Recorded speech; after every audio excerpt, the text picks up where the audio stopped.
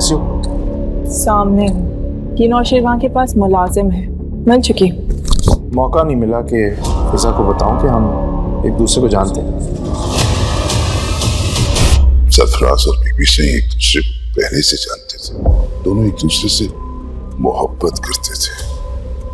बीबी सही के साथ जो कुछ भी हुआ उसके पीछे सरफराज का हाथ है। सच कभी न कभी सामने आ ही जाता है।